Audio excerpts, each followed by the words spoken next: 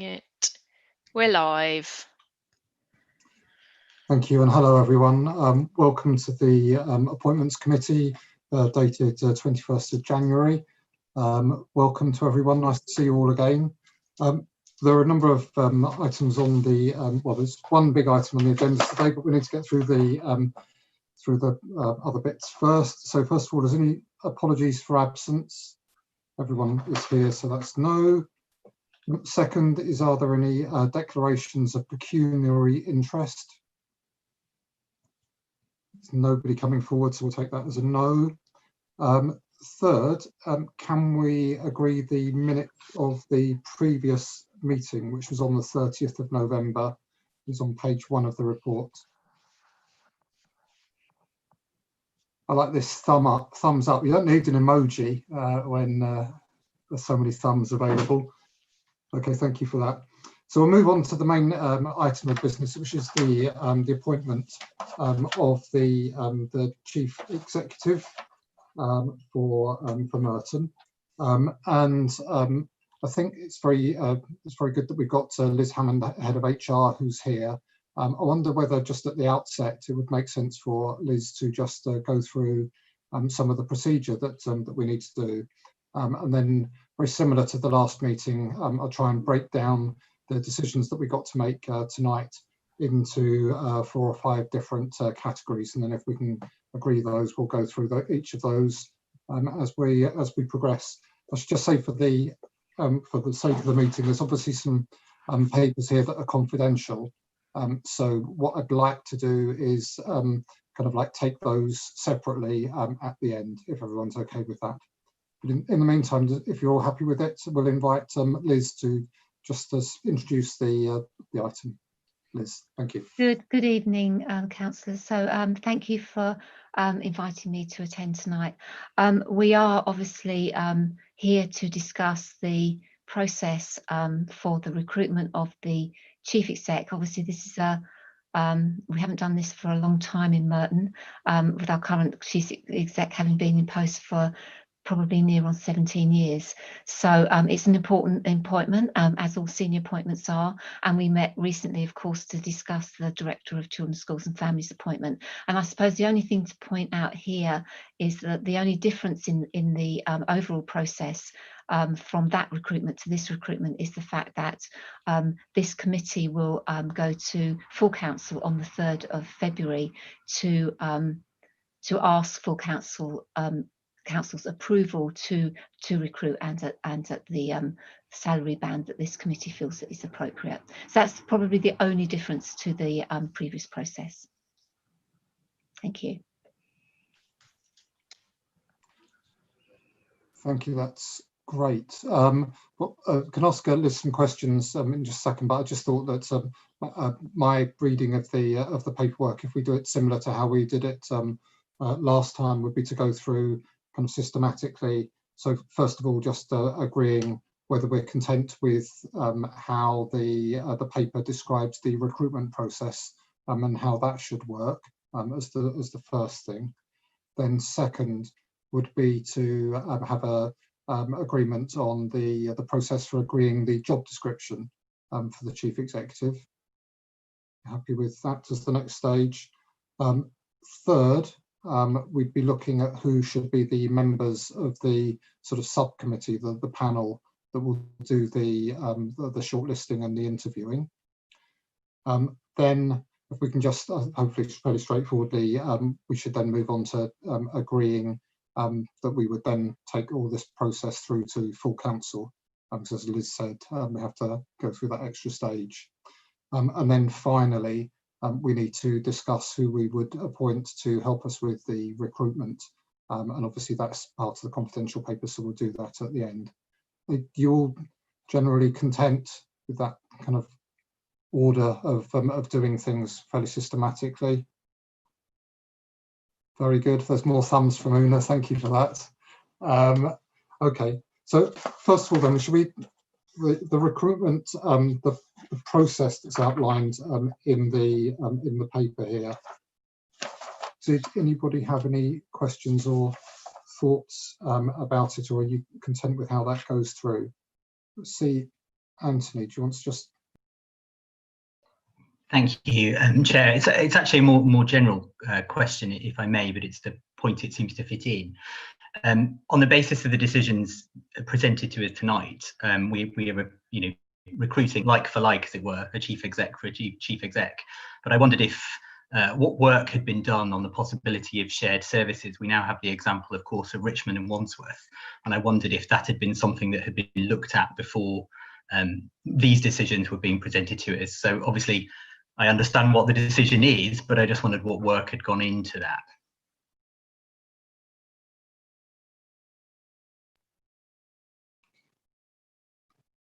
I don't know if Liz had an answer to that question. Speaking from my own preference, I think that it would be better for us to have our own chief executive and to search for the best chief executive that's available at the moment for Merton. But let's see what if Liz has any further illumination on your answer to your question. Sorry. So as far as I'm aware, I'm not aware of any conversation that's taken place about looking at something outside of a like-for-like replacement as such. And I suppose actually that probably would be for full council to question if that's what they wanted to do. And I suppose their opportunity for doing that would be on the 3rd of February.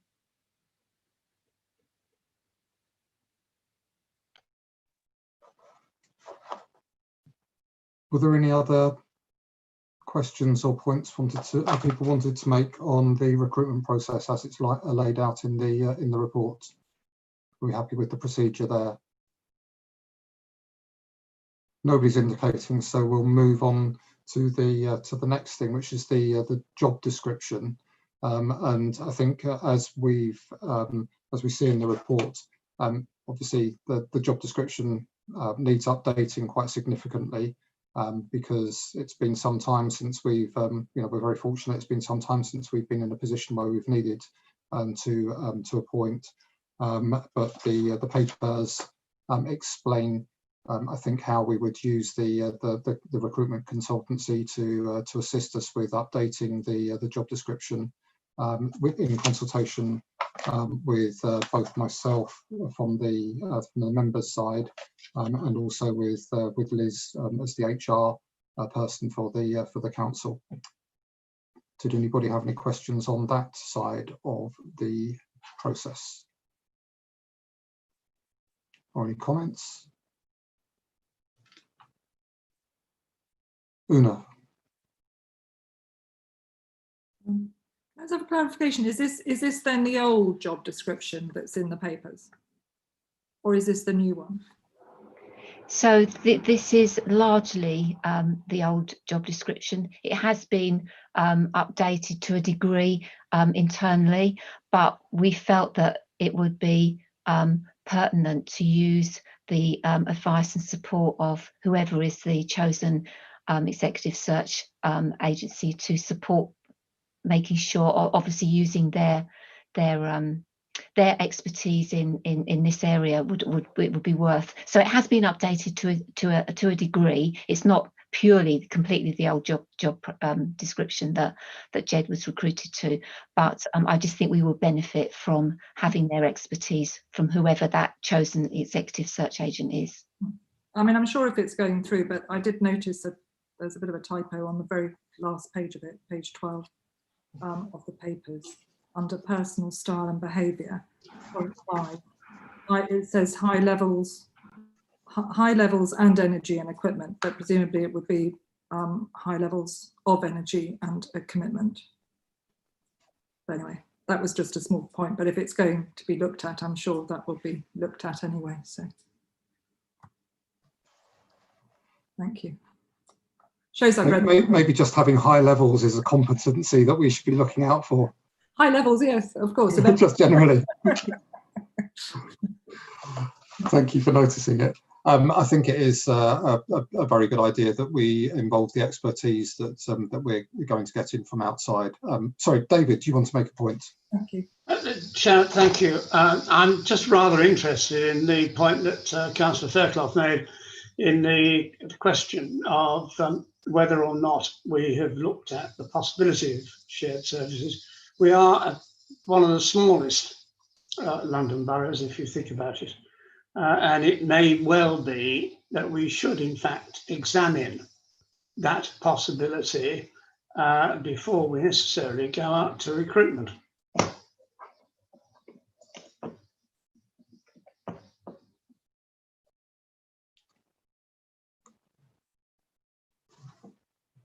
Okay, that's obviously a fair comment. Like, we can debate it tonight, or it could be something that that you want to bring to the next full council meeting, which is where we agree the process formally.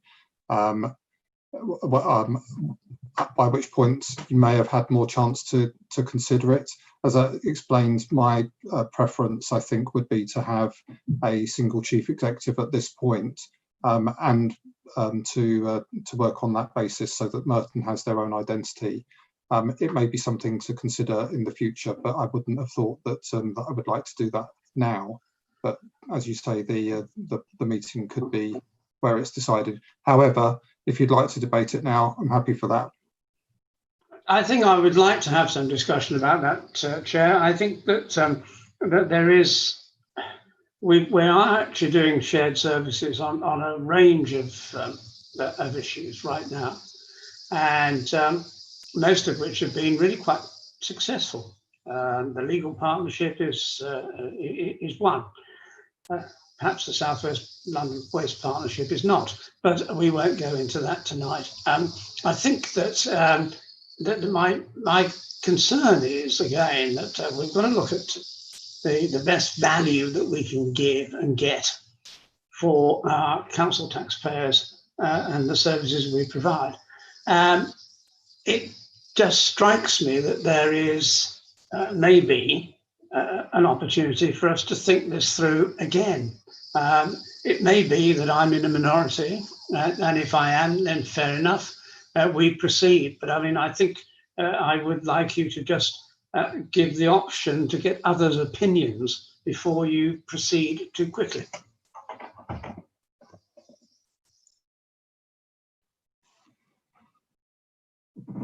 Well, thank you. Does anybody? Oh, Owen, you've got your hand up.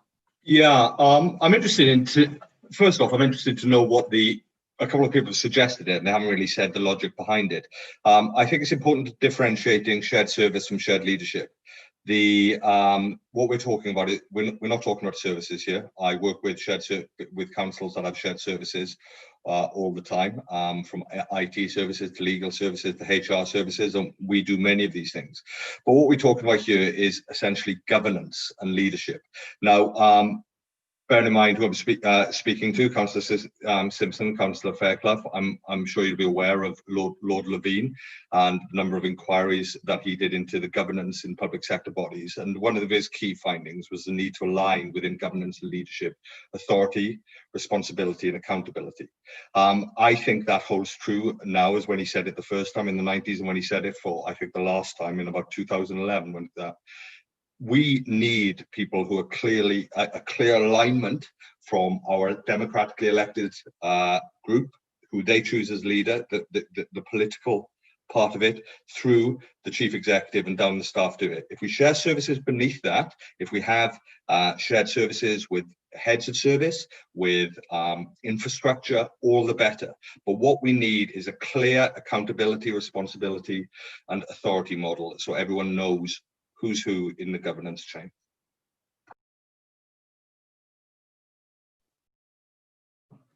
Nick, you're next to speak. Yes, only to endorse actually what Councillor Pritchard has just said. I think clear leadership is essential.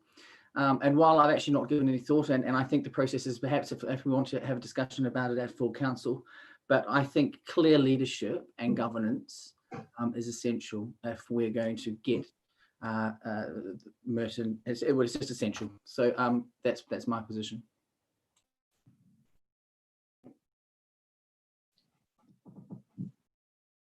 Well, this is good to hear. Oh, David, go on. Come back. I just merely say that I'm perfectly content to go along with the majority. I just thought it was worth airing as we are meeting the possibility or the idea that there's clearly no desire to move down that route amongst this group of members, and therefore I'm quite happy to withdraw. And I'm sure it was my argument that won you over rather than Councillor McLean's. Oh, absolutely, Councillor Pritchard. I'm overwhelmed. Thank you, David. You're very congenial, and thank you for bringing some air in, even if it was then taken out by some of the things that people subsequently. Oh, sorry, Anthony, you wanted to speak as well. Yeah, just to add, really, my interest in this was just wondering whether we'd actually looked at it at all, and the answer is clearly no, we haven't. I mean, Owen's given a very clear defence of the position. I wonder, you know, we have an example of it in Richmond and Wandsworth, which has shared leadership and shared services, complete shared services, in lots of ways. And I just wondered if we'd looked into how that was working as as an option. The answer is we haven't. There's clearly no political appetite for it, though, but it was just my interest lay there. Yeah, I mean, I think to be fair, there's been no formal looking into it, because it's just been something that probably most of us have discounted, that that we are aware that that it's an option, but it's just something that that we wouldn't have wanted to actively do. So that's why no formal officer level, you know, interest has been taken in you know, going further with that. But I think that we may have some consensus that generally, you know, whilst it's an option to bring that as a proposition to the council meeting, from us, we're content with continuing with, as I said, with the recruitment process earlier, and with the approach that we're suggesting for the job description, where it's updated through the recruitment, sorry, where it's updated through the recruitment consultancy and ourselves. So then move on to the picking the panel who will look at the shortlisting and do the interviewing as well. And at the last meeting, we thought that that 5 was a good number, and it wasn't too unwieldy. And we suggested some people that that would be appropriate for the appointment of the Director of Children's Services. I think my view is the same for this, that having too many people makes it difficult to come to a decision, but in a way everybody's kind of involved because the council is involved as well. But did anybody have any contradictory thoughts about the size of the panel first of all, and then we'll go on to the who should be the membership of it. That membership was 5, by the way, for the last meeting.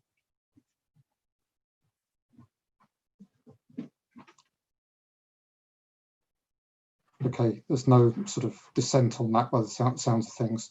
And then I think from my point of view, you know, I think it would be useful from our side for the 3 members who would be from the administration to be myself again, and councillors Stringer and Skeet once again, for the similar reasons as to why they were appointed before.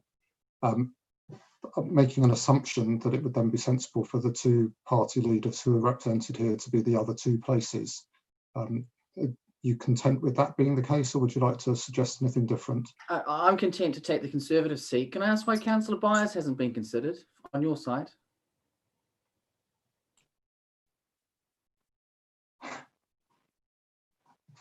Everybody is under consideration, Nick, but I think that the reality is that I think we've got quite a good balance on the other panel, and I think that there's a merit, certainly from our side, of people going through that and developing on and using the knowledge that they pick up from that application and continuing onwards. I think it also sends a strong message out to the recruiters and to people who are looking to apply that that equalities is an important issue to us. And I think that you know, Councillor Stringer, as well as being the member responsible for Children's Services, is also deputy leader, one of the joint deputy leaders, and so I think it shows that there's a you know, a gravitas and a high commitment from our side to including her as the member. I think that may explain, but Councillor Byers would obviously be a fantastic member if either of those were not available.